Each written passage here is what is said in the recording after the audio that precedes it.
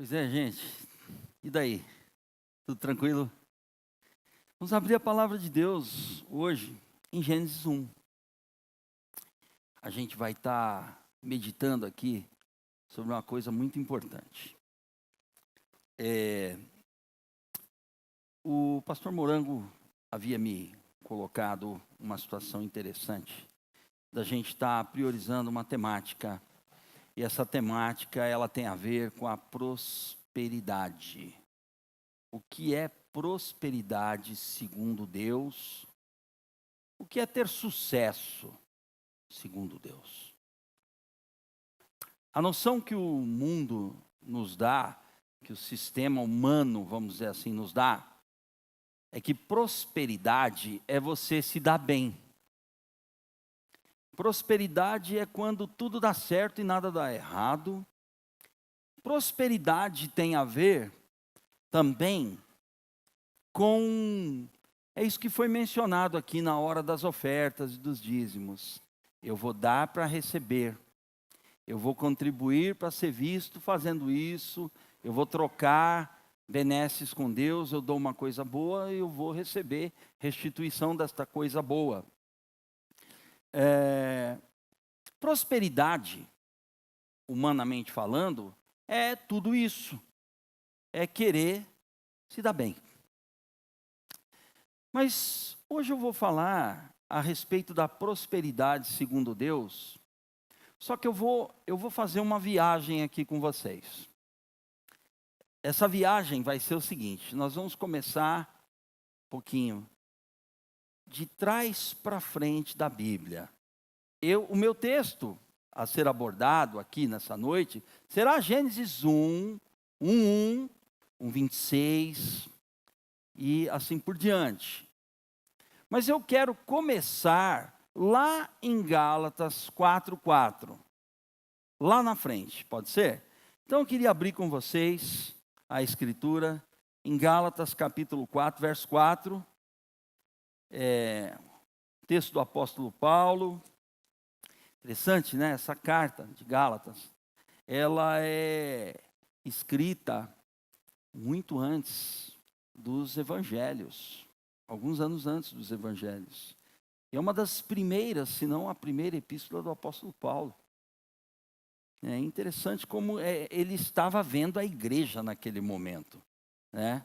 Mas ele diz algo muito curioso aqui, que vai adentrar no nosso assunto. Gálatas capítulo 4, verso 4.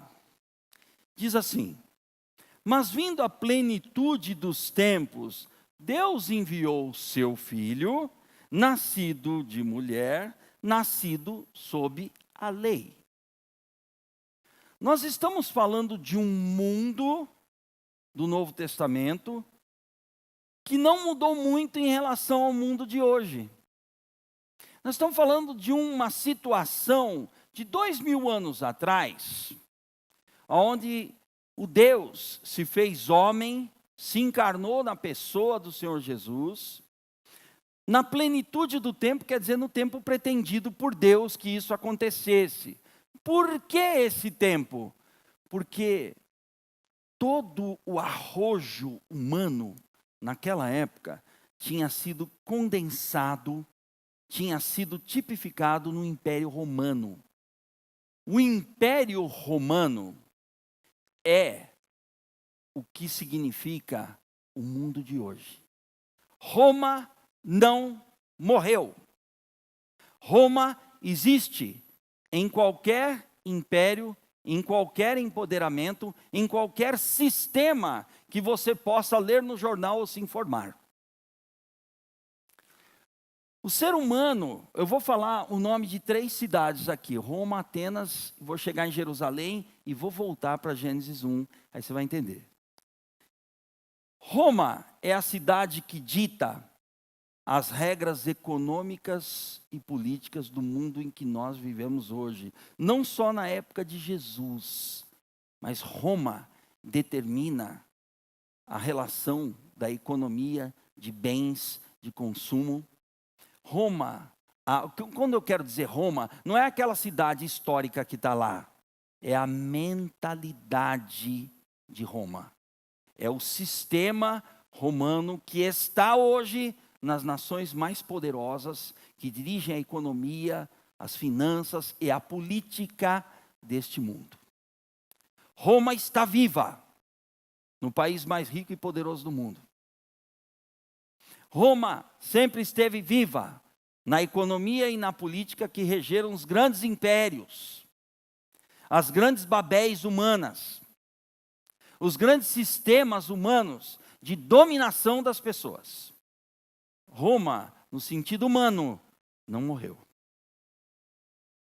Roma começou como uma república modesta, depois se tornou um império vasto. E é nesse império que Jesus se encarna como pessoa para contradizer tudo aquilo. Está tudo errado. O sistema humano é falido. A economia humana é uma falência porque é feita por ganância. A política humana é uma falência porque é feita para alguém se dar bem e alguém se dar mal. É avassalador. O sistema é avassalador. Para o sistema você é um CPF, não é uma pessoa que fica doente, que fica triste, que tem necessidade. Para o sistema de Roma, você e eu não somos ninguém. Apenas um registro no cartório.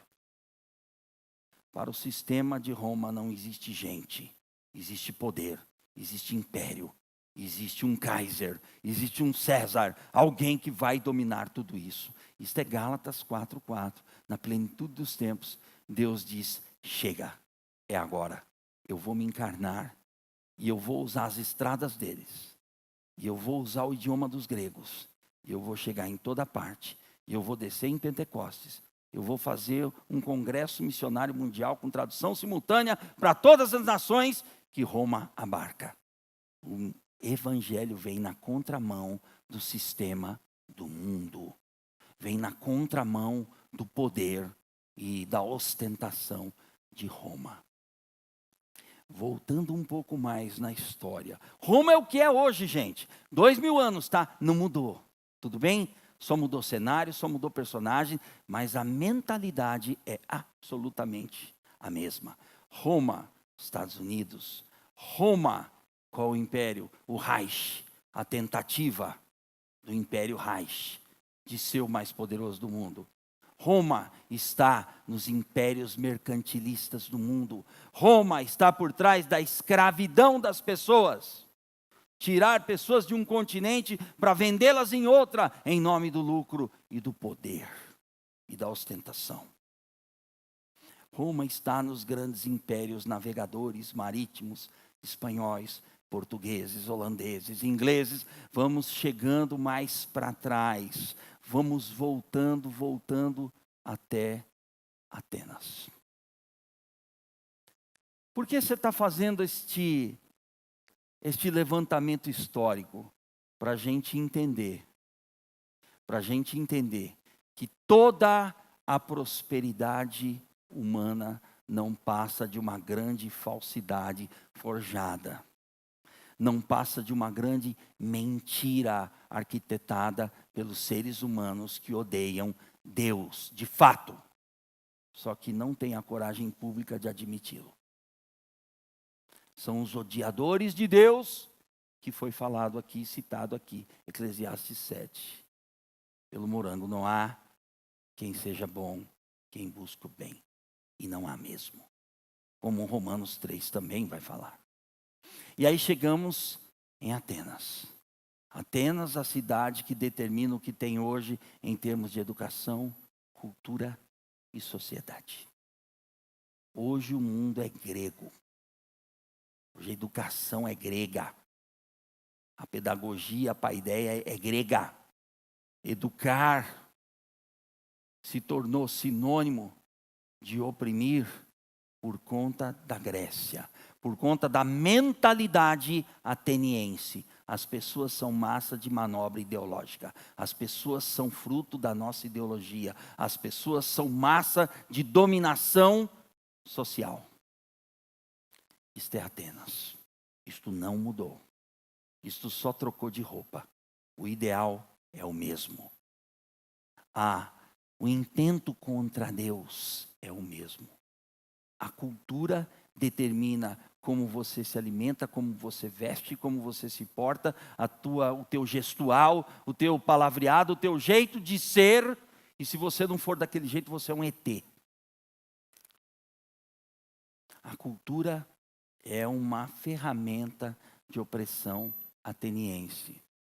As organizações sociais, por que a sociedade crê que um casamento pode ser sustentado por um papel no cartório ou por uma argola de metal no dedo da gente? Porque o casamento passou a ser uma instituição e não uma bênção e uma dádiva divina. Isso, a educação faz com que a gente acredite que estar sólido socialmente, estar sólido é estar bem, estar com o CPF em dia, passar longe do Serasa. Serasa que fala, era SPC, agora é Serasa, né? É os dois, a mesma coisa. É você não ter nenhum problema com a alíquota do imposto de renda, é você pagar da ARF, é você estar bem, cidadão. Esse é o cidadão moralmente correto. O homem é um ser antropoético, no dizer de Edgar Morin. O homem é um ser que se adequa às formas de sociedade, às instituições. Isso passa a ser mais forte do que quem você é de fato. Isso passa a dominar as suas vontades, os seus desejos, o teu jeito de ser você. Isso passa a vestir, a cultura veste você numa cápsula que só pode ser daquele jeito ou daquele outro. Então nós estamos vendo aqui que na história da humanidade, na caminhada da humanidade, alguns princípios são usados desde lá de trás, quando a gente caiu, para distanciar a gente de Deus.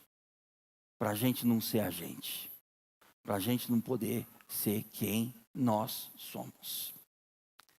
Então, Atenas determina esta educação e está lá em Atos, Paulo pregando o evangelho no capítulo 17 de Atos. É muito interessante este exercício para a gente entender do que estamos falando aqui. Como eu disse, ia começar de trás para frente. Olha o que diz lá em Atos capítulo 17. Voltando aqui. Olha só o que está acontecendo aqui. No capítulo 17, lá precisamente, no 26. Dá uma olhadinha no 26 em diante. Ele diz assim: e de um só fez toda a geração dos homens para habitar sobre toda a face da terra. Isso é Gênesis, tá? Gênesis 1. Nós já vamos para lá. Determinando os tempos já dantes ordenados, e os limites da sua habitação, para que buscassem ao Senhor. Se porventura, tateando, o pudessem achar. Ainda que não está longe de cada um de nós. Lembre-se, Paulo está pregando o evangelho num lugar chamado Colina de Marte. É o ápice da sabedoria de Atenas, da filosofia, dos gregos, da Grécia. Lembra disso? Olha o que Paulo vai dizer: porque nele vivemos e nos movemos e existimos.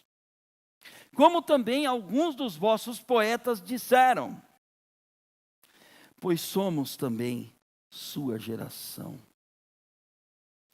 O que está acontecendo aqui? Paulo está pregando num lugar que se achava a cabeça do mundo em termos racionais e filosóficos. Um lugar onde se procurava pensar Deus pela filosofia. Atenas. E Paulo está dizendo, nele existimos, nele nos movemos. Ou seja, tudo que nós somos vem dele. Até o ar que a gente respira. Retrocede um pouquinho mais. vamos voltar um pouco mais. Agora a gente já vai lá para trás. A gente já vai cair em Jerusalém. Lembra, a cidade de Roma é poder. Cidade de Atenas é dominação pela cultura e pela sociedade organizada. Jerusalém é a dominação pela religião. Jerusalém é o maior mix religioso do mundo. Condensa as 3 maiores forças religiosas que existem nesse planeta: o Islã, o judaísmo e o cristianismo. Mas ninguém se dá bem. Ninguém se ama. Simplesmente é a defesa das religiosidades humanas. O islâmico te mata e tem ódio de você que não professa Muhammad, que não professa Allah. Um judeu odeia o fato de você reconhecer o Hamashiach. O judeu já é a 4ª ou 5ª adaptação dos hebreus, porque o judeu de hoje é filho da sinagoga nascida na Babilônia. A religião judaica é a mistura daquilo que Moisés um dia creu, que passa longe, com aquilo que Zoroastro professou na Babilônia. O judaísmo é uma mistura de cultos e de místicas, e que hoje forma a sinagoga. Então, nós estamos chegando num ponto em que toda a prosperidade do mundo é desenhada por essas 3 cidades: a cidade da religião, a cidade da cultura e a cidade do poder. Poder, cultura, sociedade e religião é o que dita as normas e os critérios de você ser próspero e ser feliz e ter sucesso. É por isso que ter sucesso é andar num carro super bacana, ter uma pessoa super legal do seu lado, ter uma conta bancária abastada, viver bem. E se puder viajar 2 vezes por ano, ótimo. Sucesso é você não dever nada a ninguém. Sucesso é você se comportar muito bem. Sucesso é quando as pessoas falam de você como uma pessoa irretocável. Tudo isso advém dessas 3 cidades. Estudando a história das religiões, você percebe que Jerusalém condensa a religião desorganizada da Babilônia, porém mística, a religião superorganizada e estatal do Egito, que faz com que as pessoas tenham até hóstia para comer, e a religião da perversão dos cananeus. Maurício, você está fazendo a colocações aqui, você tem como sustentá-las? É só a gente estudar um pouquinho de história, é só a gente estudar a palavra de Deus, é só a gente estudar a história desse mundo que a gente vai ver. Se a gente não tiver medo de descobrir, a gente vai ver isso. Se a gente for sincero e não quiser ver a história como a gente gostaria que ela fosse, se a gente não quiser ver a história como a história do sucesso humano, do desenvolvimento humano, da caminhada humana, da escalada humana, da tecnologia humana, mas ver uma história que é contra Deus e anti-evangelho, a gente vai entender o que a prosperidade, segundo Deus, não tem nada a ver com a prosperidade segundo o sistema do mundo. Essas coisas são sutis, na maioria das vezes. Elas estão aí. Voltando mais, nós vamos voltar à Babilônia. Na Babilônia se cria, vamos dizer, a primeira tentativa de religião mundial organizada num lugar chamado Babel, num lugar chamado Confusão. Ali está o berço do que Jerusalém representa hoje. É a tentativa de chegar a Deus por vias próprias e humanas. A religião, ela é a anti-revelação. A revelação é Deus mostrando para a gente quem a gente é, por quem Ele é. É Deus me mostrando quem eu sou, me revelando quem Ele é. Aí eu sei quem eu sou.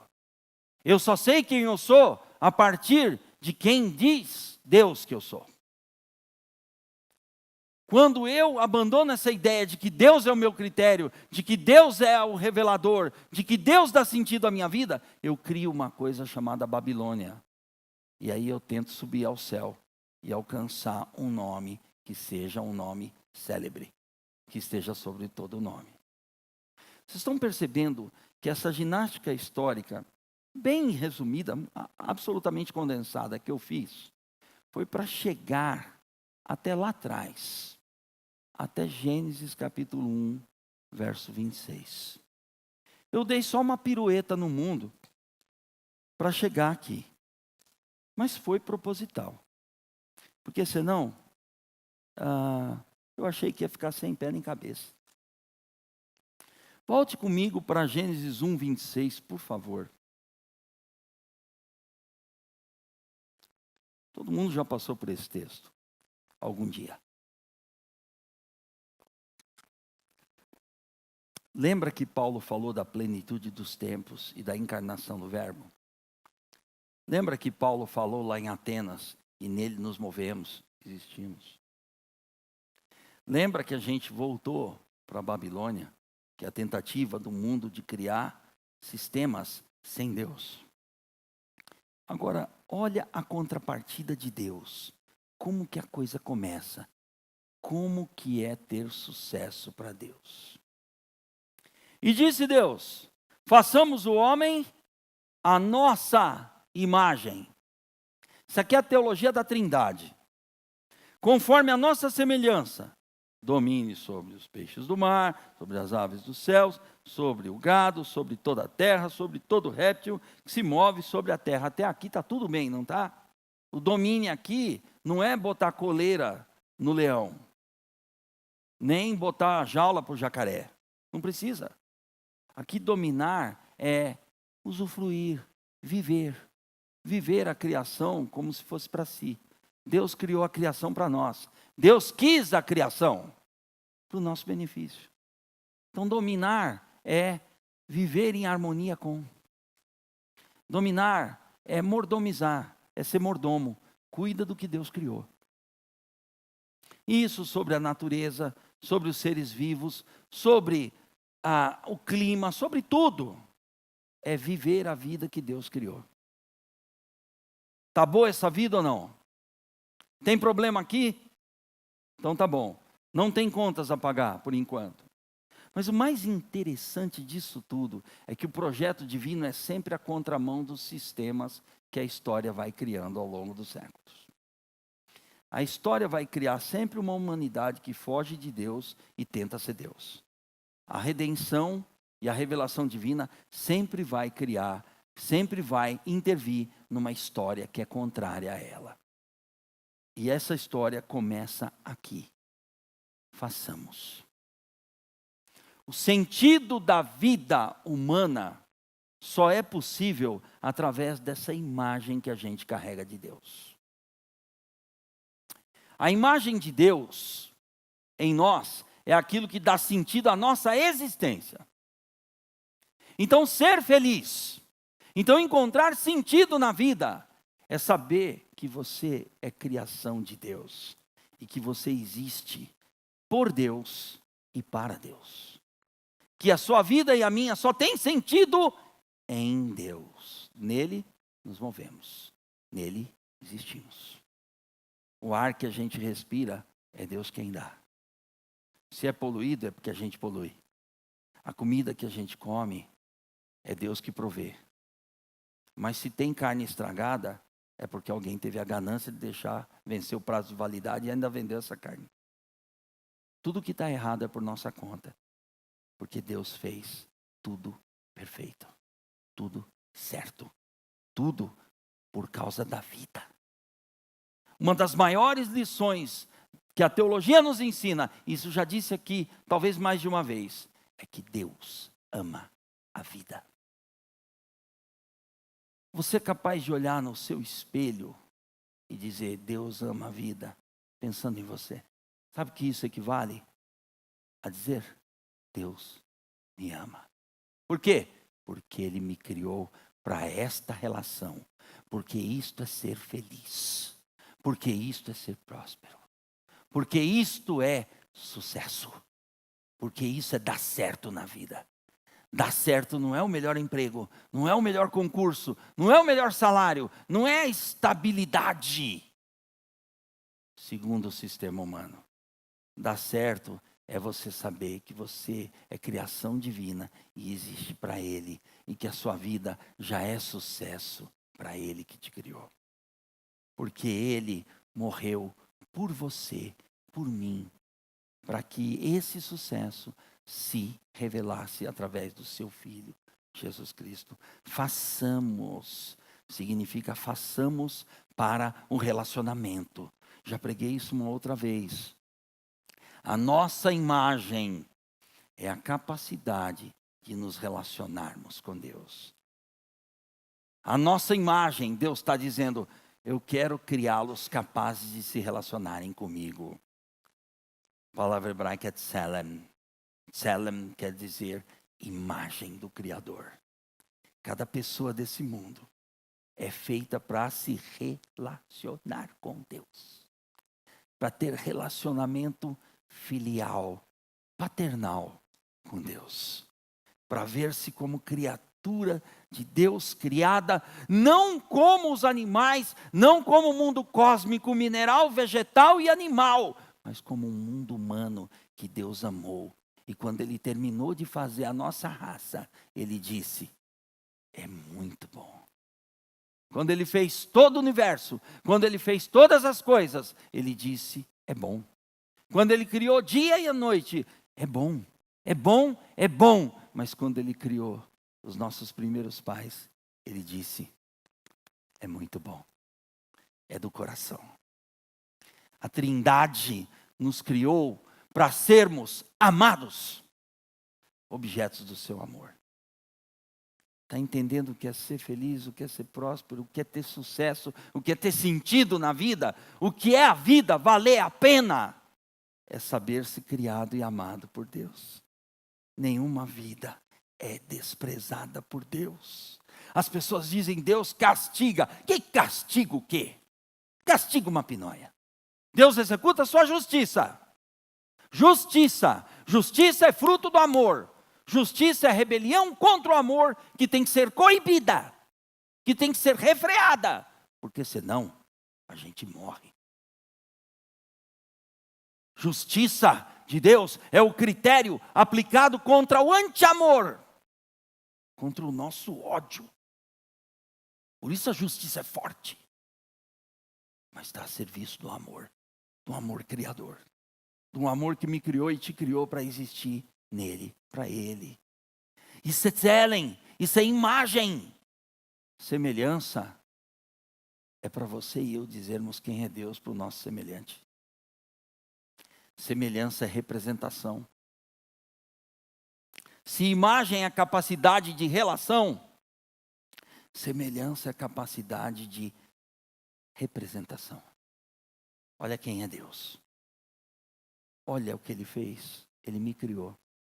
Eu existo. Eu respiro. Eu estou aqui.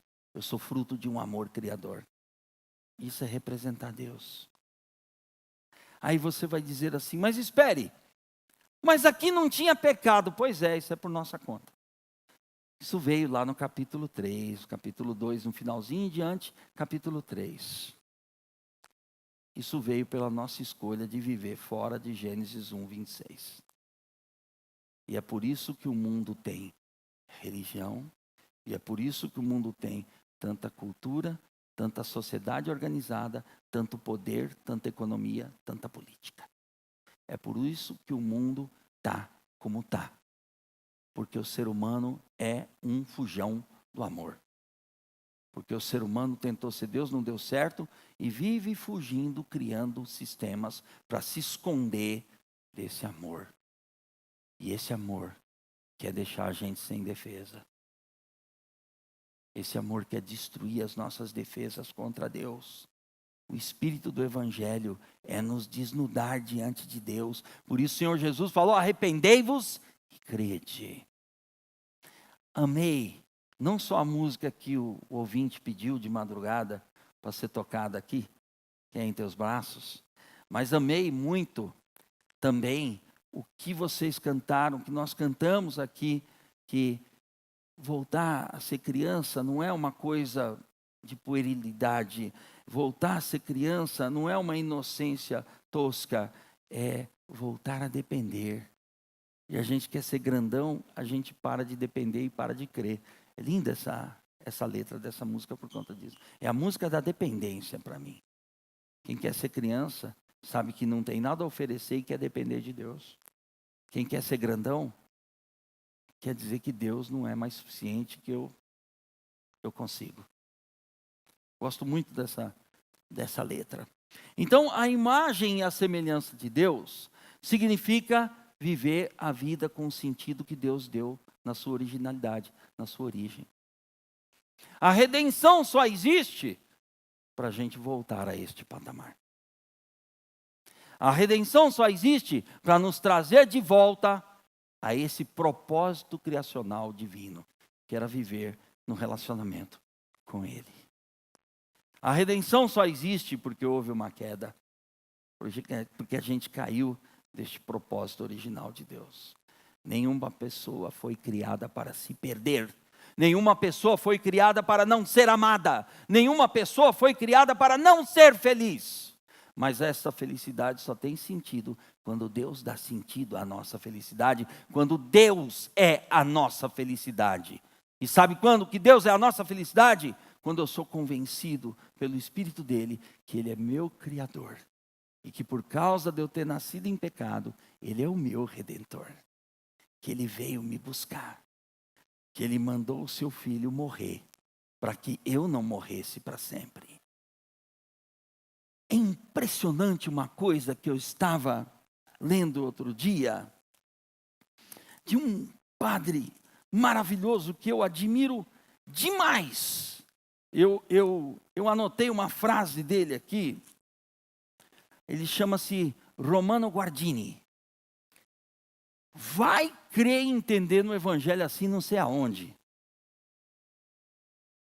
Ele tem uma frase muito interessante. Ele diz assim: quem atenta contra a cruz, vou ler a frase, condena o mundo a total incompreensão. Quem atenta contra a cruz, contra a obra de Jesus na cruz, que é o que dá sentido a Gênesis 1:26, coloca o mundo na incompreensão total. Isso quer dizer, quem não é amigo da obra da cruz, quem não ama a obra da cruz, a odeia. Portanto, vai ver sempre um mundo sem sentido. Vai ver sempre um mundo azedo, sempre um mundo ruim, sempre um mundo mau. Sempre um mundo onde a maldade não tem jeito. E ele tem uma outra pérola interessante. Ele diz assim, o mesmo Romano Guardini, ele fala: a cruz de Cristo é o símbolo da excelência do amor divino. Por quê? A excelência do amor divino, por quê? Porque a gente precisa dela. Porque é nela que a gente se encontra com Deus. Porque a gente não foi criado para cair, mas a gente caiu. Então, agora é só pela morte que a gente tem vida. Em Gênesis 1:26, era vida pela vida, alimentados pela árvore da vida, não pela árvore do conhecimento do bem e do mal. Mas por causa da queda, agora a vida só vem pela morte. Então a cruz é o portal do céu. A cruz é o endereço que vai dar na rua da ressurreição. Que vai sair na ressurreição. Da ressurreição, meus queridos, o destino é a glória. Da ressurreição é nunca mais viver o sistema desse mundo. É nunca mais aceitar. É nunca mais ver sentido nos sistemas que a gente vive hoje. Sistemas de poder, sistemas econômicos, sistemas sociais, sistemas culturais, educacionais, sistemas, e o mais perigoso e sutil, religiosos. A religião é a coisa mais sutil que existe, mais perigosa, porque ela tem a representação de uma falsa bondade que só pode ser destruída pela obra da cruz. Porque na cruz, como diz Romano Guardini aqui, em outras palavras, a cruz vai mostrar o quão mal eu sou, o quanto eu preciso voltar para o propósito para o qual Deus me criou, para ser sua imagem, para ser sua semelhança, para se parecer com Ele, para representá-lo, para me relacionar com Ele. Isto não é no sentido físico, isto é no sentido existencial. Isso é no sentido que dá sentido à vida. Voltando lá, para a gente terminar. Eu vou terminar com Gênesis. Eu não vou avançar. Eu vou ficar ali. Senão, eu vou falar muita coisa aqui, o horário vai avançar. Muito. Mas volta lá comigo, por favor. Disse Deus, façamos a humanidade para se relacionar com a gente. Estou trazendo o versículo. Façamos nós a Trindade, a humanidade para se relacionar com a gente e para representar a gente perante toda a criação. Isso é a fala de Deus. Criou no verso 27, verso 28, e Deus os abençoou. Sabe o que é abençoar? É dizer, eu estou nisso. Eu estou nessa empreita. Eu sou com vocês. Abençoar é a suficiência divina em dizer isso para nós. Vocês, humanos, não precisam de mais nada além de mim. E a vida só tem sentido em mim. Isso é abençoar. Muita gente transfere a palavra abençoar para a esfera do dar coisa. Claro que Deus dá muita coisa. Mas Deus dá muito mais do que coisa, Deus dá Ele. Deus se dá. Alguém já disse que a imagem de Deus, a imago Dei, é a nossa origem. Mas a imago Christi, a imagem de Cristo, é a nossa vocação. Por causa da redenção. Por conta da nossa queda. Para a gente sair do buraco da queda. Para a gente ter se desviado do caminho da criação e cair na queda. Agora só há redenção. E é por isso que a vida só tem sentido em Deus. Mas a gente não pode mais voltar para o Éden. Então o caminho é de redenção. Agora, a proposta é morrer para nascer. Agora a proposta é arrepender. Dar razão para Deus. O mal sou eu e o bom é Deus. E crede é depender de Deus em todas as coisas. É isso que eu tinha para partilhar isso com vocês hoje. Sobre prosperidade, sucesso, sobre sentido da vida. E eu quero encerrar a minha fala desafiando você, essa comunidade aqui nossa, não é melhor e nem pior do que qualquer comunidade. Aliás, eu estou gostando mais do nome que foi dado, que o Senhor falou, movimento. Eu acho que é um pouco mais profuso, mais difuso do que comunidade. Comunidade pode se restringir a uma mera geografia, mas movimento parece-me ser uma coisa mais profusa. Então, eu quero dizer para você e desafiar, em nome do Senhor Jesus Cristo, pela revelação da palavra de Deus ao seu e ao meu coração, que se você é alguém cansado dos sistemas desse mundo, da história que o mundo conta, do cenário da nossa existência sem sentido, que você venha para o Evangelho. Porque o Evangelho é o descanso para te colocar no lugar que Deus preparou para você existir. e para mim também. Deus abençoe a sua vida, a sua família e o seu ministério em nome do Senhor Jesus. E a você que está assistindo a gente nesse momento, o mesmo eu desejo a você. Você já viu tudo, já ouviu tudo que a gente falou aqui. Então não quero ser redundante. Quero desejar a você a mesma bênção que vem do Senhor para a sua vida, para a sua família e para o seu ministério, para a sua existência. Em nome do Senhor Jesus. Amém.